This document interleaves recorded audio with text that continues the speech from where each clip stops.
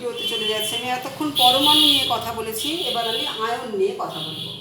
Ion দুই প্রকারের, এক হচ্ছে ক্যাটায়ন আর দুই হচ্ছে অ্যানায়ন। অ্যানায়ন, ক্যাটায়ন এবং অ্যানায়ন। কে ক্যাটায়ন কে অ্যানায়ন সেটা এবার আমরা জানবো।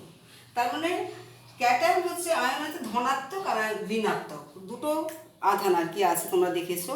প্রোটন যেমন ধনাত্মক ধর্মী, ইলেকট্রন ঋণাত্মক ধর্মী, নিউট্রন স্তরী। এই ক্যাটায়ন হচ্ছে ধনাত্মক ধর্মী আয়নকে বলে ক্যাটায়ন, আর ঋণাত্মক ধর্মী আয়নকে বলে অ্যানায়ন। তাহলে কি একটা পরমাণু কখন আয়ন করবে সেটা আমাকে জানতে হবে। মনে করো আমার কাছে সোডিয়াম আছে।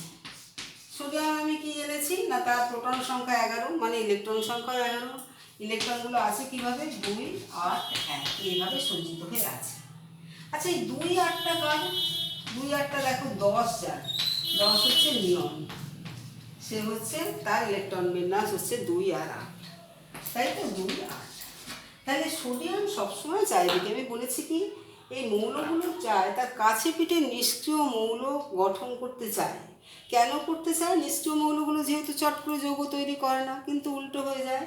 সে ওই কাঠামোটা পেতে গিয়ে সে হয় কখনো ক্যাটায়ন হয়ে যায়, কখনো অ্যানায়ন হয়ে যায়। তাহলে এ কী করবে? তাহলে কি একটা ইলেকট্রন ছেড়ে দিতে হবে।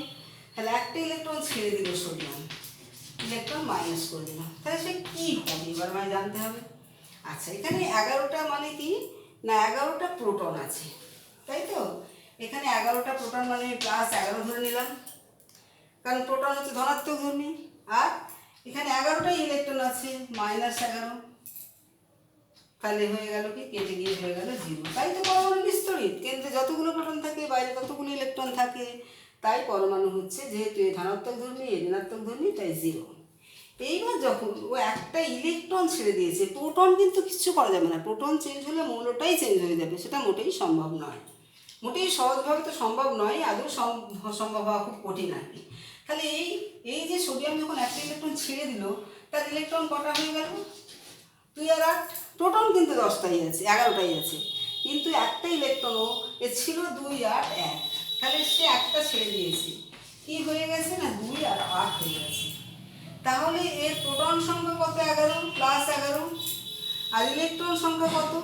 এইটার প্রোটন সংখ্যা কিন্তু 11, মানে +11, আর ইলেকট্রন সংখ্যা হচ্ছে 10টা হয়ে গেছে। একটা ইলেকট্রন তো দিয়ে দিয়েছে, তাহলে -10। তাহলে রেজাল্ট হয়ে গেল +1। বোঝা গেল? এর কেন্দ্রে প্রোটন 11টা আছে, ইলেকট্রন 11টা আছে বাইরে। মোট বিভিন্ন কক্ষপথে 11টা ইলেকট্রন ঘুরছে, তাই হয়ে গেছে 0। যখন সে একটা ইলেকট্রন ছেড়ে দিল, প্রোটন সংখ্যা তো 11ই থাকলো, প্রোটন তো কিছু হয়নি। ইলেকট্রন একটা ছেড়ে দেওয়ার জন্য হয়েছে 10, তাই তার হয়ে গেল কি, রেজাল্ট বেরিয়ে গেল +1, তাই সে হয়ে গেল Na+। তাহলে এটা হচ্ছে ক্যাটায়ন, ধনাত্মক তো সোডিয়াম আয়ন, এবং সেটা হচ্ছে ক্যাটায়ন। তাহলে কেন সে ছাড়লো না, তার ঠিক আগে দেখা যাচ্ছে একটা নিষ্ক্রিয় মৌল আছে। তাহলে ম্যাগনেসিয়ামের ক্ষেত্রে কি হবে? ম্যাগনেসিয়ামের কি আছে? ম্যাগনেসিয়াম 12, তাহলে 2, 8, 2। তাহলে এই কী করতে চাইবে? এই দুটো ইলেকট্রন ছেড়ে দিলেই সে 10 হয়ে যাবে, নিয়নের কাঠামো পেয়ে যাবে। তাহলে এখানে প্রোটন ছিল, প্রোটন 12টাই থাকছে, কিন্তু দুটো ইলেকট্রন দিয়ে দিয়েছে, -2 ইলেকট্রন সে করেছে। ম্যাগনেসিয়াম কি করেছে না, দুটো ইলেকট্রন দিয়ে দিয়েছে। তাহলে কি হয়ে গেছে, 10টা হয়ে গেছে, 2 আর 8 হয়ে গেছে এখন ইলেকট্রন বিন্যাসটা। তাহলে কি হয়ে গেছে না -10, তাহলে কি হয়ে গেল +2।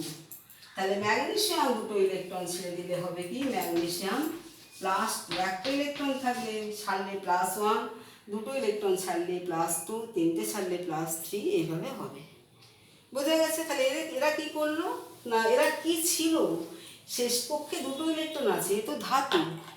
সোডিয়ামের কি ছিল, শেষ পক্ষে একটা ইলেকট্রন ছিল, 2 আর 1, সেও তো ছেড়ে দিয়েছিল। তাহলে এও ধাতু। ধাতুগুলো কি করে না, ইলেকট্রন ছেড়ে দেয়। কতগুলো ইলেকট্রন ছাড়বে না, যতগুলো ইলেকট্রন ছাড়লে সে তার কাছে পিঠে নিষ্ক্রিয় মৌলের কাঠামো পাবে। তাই ম্যাগনেসিয়াম হয়েছে, সোডিয়াম হয়েছে Na+, ম্যাগনেসিয়াম। তাহলে ধাতুগুলো ক্যাটায়ন তৈরি করে ইলেকট্রন ছেড়ে দিয়ে। এবার আমি যাচ্ছি ক্লোরিন। ক্লোরিনের ক্ষেত্রে কি হবে, ক্লোরিন 17। তাহলে এর ইলেকট্রন বিন্যাস কি হবে, 2, 2 8 এবং 7 17 যখন তাহলে 2 8 7 এর ইলেকট্রন বিন্যাস 2 8 7 এর কাছের থেকে নিষ্ক্রিয় মৌল দেখবে একটু পড়বে এগুলো তাহলে সে হচ্ছে 18 2 8 8 তাহলে এই নিষ্ক্রিয় মৌলের কাঠামো পেতে চাইবে তার মানে একে একটা ইলেকট্রন নিতে হবে তাহলে ক্লোরিন কী করবে না একটা ইলেকট্রন নেবে নিলে কি হবে না তার ছিল 17টা প্রোটন 17টা প্রোটনই থাকছে একটা ইলেকট্রন নিচ্ছে তার সঙ্গে প্রোটনের তো কোনো সম্পর্ক নেই আর ইলেকট্রন কিন্তু হয়ে গেছে 18 তাহলে -18 -1 তাহলে ক্লোরিন কি হয়ে গেল মাইনাস তাই ক্লোরিন ইলেকট্রন নিয়ে তৈরি হলো অ্যানায়ন ক্লোরাইড আয়ন ওখানে sodium ion potassium ion chloride ion তাহলে ইলেকট্রন ছেড়ে দিলে হয়ে যায় ক্যাটায়ন আর ইলেকট্রন গ্রহণ করলে হয়ে যায় অ্যানায়ন এইবার এইখানে তোমরা পড়বে এরপরে জারণ বিজারণ পড়বে যখন এই ইলেকট্রন ছেড়ে দিলে এই মৌলটা কি হয়েছে জারিত হয়েছে মাইনাস ইলেকট্রন মানে হচ্ছে জারণ মাইনাস ইলেকট্রন হলে জারণ সে একটা হতে পারে দুটো হতে পারে আর প্লাস ইলেকট্রন মানে হচ্ছে বিজারণ তাহলে কি হয়েছে না সোডিয়াম জারিত হয়ে সোডিয়াম আয়ন তৈরি করেছে ম্যাগনেসিয়াম ইলেকট্রন ছেড়ে দিয়ে জারিত হয়ে ম্যাগনেসিয়াম +2 তৈরি করেছে ক্লোরিন বিজারিত হয়েছে হয়ে ক্লোরাইড আয়ন তৈরি হয়েছে তাহলে আমরা আয়ন পেয়ে গেলাম আমরা ইলেকট্রন বিন্যাস যদি লিখতে পারি তাহলে আমরা কিন্তু অনেকগুলো কাজ করতে পারবো তার ধাতু না অধাতু বলতে পারবো যোজ্যতা বের করতে পারবো সে জারিত হবে না বিজারিত হবে সেটাও বলতে পারবো এতগুলো জিনিস কিন্তু আমরা এখান থেকে বের করতে পারছি নিজেরা এবার একটু প্র্যাকটিস করবে আমি তবু আর একটা উদাহরণ দিয়ে বলছি অক্সিজেন কী করবে অক্সিজেন 8 তার ইলেকট্রন বিন্যাস কি 2 আর 6 তাহলে এর কাছে কে বসে আছে না 2 আর 10 8 বসে আছে সে কে নিয়ন তাহলে সে নিয়নের স্ট্রাকচার নেবে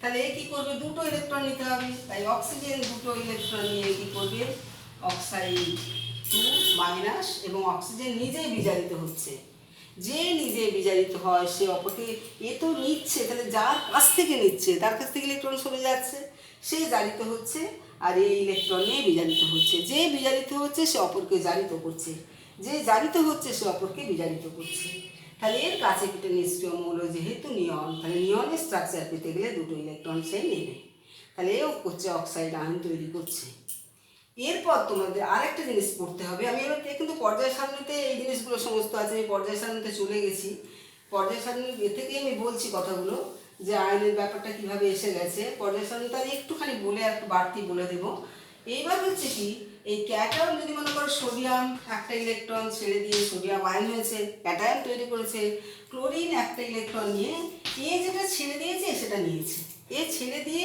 ক্যাটায়ন হয়েছে আর এ ওই ইলেকট্রনটা নিয়ে অ্যানায়ন হয়েছে তাহলে এই ক্যাটায়ন আর অ্যানায়ন মিলে স্থির তড়িৎ আকর্ষণ এরা পরস্পরের যুক্ত থাকে আমরা বলি সোডিয়াম ক্লোরাইড এটা হচ্ছে আয়নীয় যৌগ আয়ন দিয়ে তৈরি বলে একে বলে আয়নীয় যৌগ তাহলে ক্যাটায়ন আর অ্যানায়ন মিলে তৈরি করছে আয়নীয় যৌগ আর যদি দুটোই অধাতু হয় তাহলে তারা তৈরি করে সমযোজী যৌগ তাহলে এখানে সেটা হচ্ছে সমযোজী যৌগ এইগুলো তোমরা পর্যায় সারণীতে পড়বে আমি পর্যায় সারণী পরমাণুর গঠনটাকে একসঙ্গে যোগ করে দিয়ে তো আলোচনা করছি তাহলে সমযোজী যৌগ আয়নীয় যৌগ কী হলো না যদি এক বা একাধিক ইলেকট্রন ছেড়ে দিয়ে ধাতুগুলো ক্যাটায়ন করবে এক বা একাধিক ইলেকট্রন গ্রহণ করে অধাতুগুলো অ্যানায়ন তৈরি করবে তারপর তারা স্থির তড়িৎ আকর্ষণে যুক্ত হয়ে আয়নীয় যৌগ তৈরি করবে এটা ক্লাস 8-এর সিলেবাসেও আছে আবার উঁচু ক্লাসে তো আছে তাহলে এরা কি করতে চাইছে না আয়ন তৈরি করছে কেন না নিকটতম নিষ্ক্রিয় মৌলের কাঠামো অর্জন করার জন্য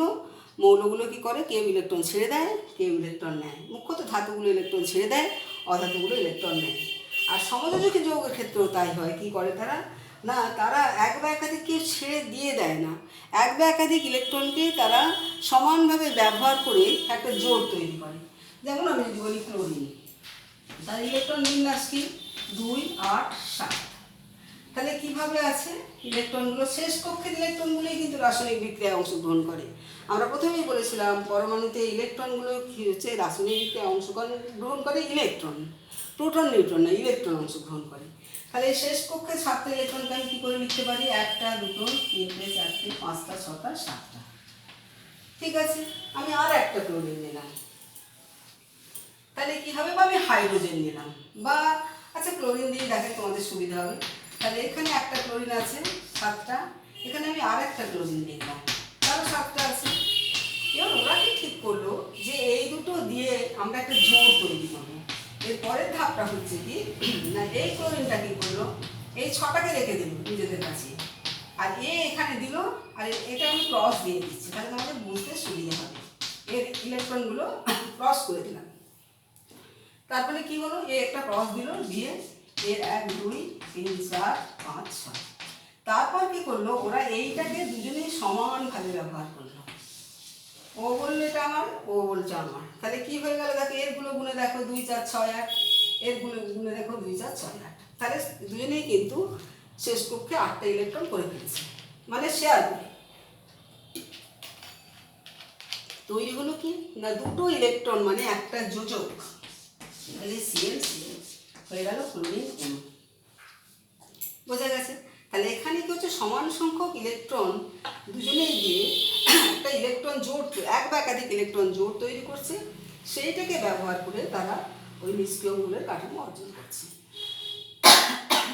তৈরি হচ্ছে যে এটা হচ্ছে অণু তৈরি করলে মৌল অণু, যৌগ অণু এইভাবে তৈরি করতে পারবে, তখন তৈরি হবে, এরা হবে সমযোজী যৌগ। তাহলে আয়ন মানে আয়নীয় যৌগ, আর সমযোজী যৌগটি হচ্ছে কি, আয়ন তৈরি হচ্ছে না, সমান সংখ্যক ইলেকট্রন নিয়ে তারা কী করছে, ইলেকট্রন জোড় তৈরি করছে, করে তারা নিষ্ক্রিয় মৌলের কাঠামো প্রত্যেক আলাদা আলাদা করে অর্জন করছে। তাহলে আমি এতগুলো জিনিস কিন্তু এখান থেকে জানতে পারলাম। এবার হচ্ছে পর্যায় সারণীটা তোমরা পড়বে। পর্যায় সারণীতে 7টা পর্যায় থাকে, আর এখন আধুনিক দীর্ঘ পর্যায় সারণীতে হয়ে গেছে 18টা শ্রেণী, কিন্তু একদম মেন্ডেলিফের সময় ছিল 8টা, নিষ্ক্রিয় মৌল আবিষ্কৃত হয়নি। নিষ্ক্রিয় মৌল আবিষ্কৃত হয়ে সেখানে হয়ে গেল 9টা। পর্যায় সারণীটা তোমরা মন দিয়ে পড়ো, আমি যতগুলো আলোচনা করেছি সেখানে দেখবে তোমাদের পর্যায় সারণীর ব্যাপারটা অনেকটাই চলেও এসছে এর সঙ্গে। তবুও আমি বলে দিচ্ছি, পর্যায়গুলোর ক্ষেত্রে কি বললাম, 7টা পর্যায়, পর্যায় 7টি পর্যায় আছে, 1 2 3 4 5 6 7। মনে হচ্ছে না যে KLMNOPQ সেরকম 7টি যেমন কক্ষপথে ইলেকট্রনগুলো ঘুরতে পারতো, এখানে যেন সেরকমই একটা অবস্থা। প্রথম পর্যায়ে থাকতে পারে ম্যাক্সিমাম 2টো ইলেকট্রন, দ্বিতীয়তে 8টা, তৃতীয়তে কোন কোন পর্যায়গুলো হচ্ছে, এইগুলো হচ্ছে পর্যায় 1 2 3 4 5 6 7। তাহলে 2 8 8 18 18, আর হচ্ছে 32, আর এখানে হচ্ছে ইনকমপ্লিট, এটা কিন্তু অসমাপ্ত। আরও পরপর যখন হবে তখন হবে, তৈরি হবে আর কি। অসমাপ্ত মানে ইনকমপ্লিট, ইনকমপ্লিট, ইনকমপ্লিট। তাহলে 2 8 8 18 18 32, এটাও দেখবে সেই কোথায় 2n² সূত্রের ওই 18টা এসে যাচ্ছে। তাহলে এইভাবে আছে। তাহলে এইটা হচ্ছে ইলেকট্রনগুলোকে মৌলগুলোকে জানতে হবে। প্রথমে দুটো আছে হাইড্রোজেন আর হিলিয়াম। এটা তোমরা একটা পর্যায় সারণী নিয়ে আমি যতখানি বললাম, আমি আশা করছি যে তোমরা পর্যায় সারণীটা এইবার পড়লে বুঝতে পারবে পরমাণুর গঠনকে এর সঙ্গে মিশিয়ে। যদি না পারো তাহলে আমি একটা কন্ট্যাক্ট নাম্বার দিচ্ছি, তোমরা তাহলে ভিডিও দেখে আমাকে জানাবে যে পর্যায় সারণীটাকে আর আমাকে আলাদা করে বলতে হবে কি না। যদি বলতে হয় আমি আবার পর্যায় সারণীর জন্য একটা ক্লাস করব, কিন্তু আমার মনে হচ্ছে পরমাণুর গঠনটাকে এত ডিটেলে বলা হয়েছে, এরপর পর্যায় সারণী আলাদা করে আমাকে না বললেও তোমরা পড়ে নিজেরাই বুঝতে পারবে। হ্যাঁ, নিজে নিজে পড়ে পড়া বোঝার হ্যাবিট কিন্তু তৈরি করো, এটা খুব দরকার। আমার কন্ট্যাক্ট নাম্বার দিয়ে দিচ্ছি 838336040913। যদি তোমাদের মনে হয় না পর্যায় সারণীটা একটু বলে দিতে হবে, তাহলে আমি পরবর্তী একটা ভিডিওতে পর্যায় সারণীটা আমি তোমাদের বলে দেব। ঠিক আছে, এইগুলোকে মন দিয়ে পড়ো, তাহলে দেখবে যে কেমিস্ট্রির অনেক জিনিস নিজেরাই ব্যাখ্যা করতে পারছো, নিজেরাই তখন বুঝতে পারবে যে আমি বুঝতে পারছি। কোনো জায়গায় এখানে বুঝতে না পারলে আমাকে অবশ্যই লিখে জানাবে, বা ফোন করে রাত্রি 9টা নাগাদ ফোন করে আমাকে বলতে পারো, বা কমেন্ট বক্সে লিখেও আমাকে জানাতে পারো।